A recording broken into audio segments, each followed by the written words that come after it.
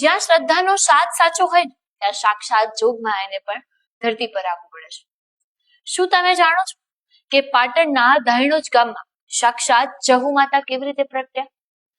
આ ઇતિહાસ સાંભળીને કદાચ તમારા રૂવાડા ઉભા થઈ જશે. વર્ષો પહેલાની આ વાત છે. એક દરબારના ઘરે જસી નામની દીકરી રૂપે સાક્ષાત જહુ માતાનો અવતાર. નવરાત્રીની રાત્રે ધાયણોજનો પ્રખ્યાત ધૂળિયો ઢોલી ઢોલ વગાડવા. રાતના 2 વાગ્યા. એક બાજુ ધૂળિયો ઢોલ વગાડતો થાકતો ન હતો અને બીજી બાજુ જસી ગરબે રમતી થાકતી ન. બેઉની હળાહળી ચાલુ થઈ અને સવારે 4 વાગે અને જસીની માએ મેણું માર્યું. ઘરે ના આવવું હોય તો જાઓ ધૂળિયા ઢોલીની સાથે. આ મેણું દીકરી ખમી ના શકી અને ધૂળિયા ઢોલીની પાછળ પાછળ ધાયણોજ ચાલી. ત્યાં આંબલીના ઝાડ નીચે જસીએ ધૂળિયાને વચન આપ્યું કે હું જહુ છું.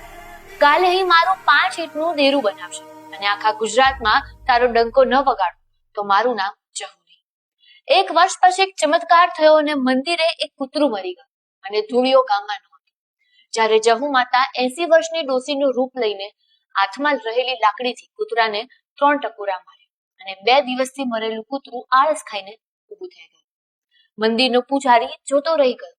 એ ડોસી તળાવના પાણીથી એક વેત અદ્ધર ચાલીને આંબલીના ઝાડમાં અદ્રશ્ય થઈ ગયા અને એક આકાશવાણી થઈ કે હું ધૂળિયા ઢોલીની જહુ માતા છું.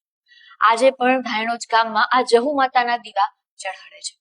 અને જો તમને પણ જોગમાયામાં શ્રદ્ધા હોય તો કોમેન્ટમાં જય માં જહુ જરૂરથી લખજો અને આ વિડીયો દરેક પગ જોડે જરૂરથી શેર કરજો. આપના પોતાના પ્લેટફોર્મ લલકારને લાઈક કરો, ફોલો કરો, સબસ્ક્રાઇબ કરો અને શેર કરો.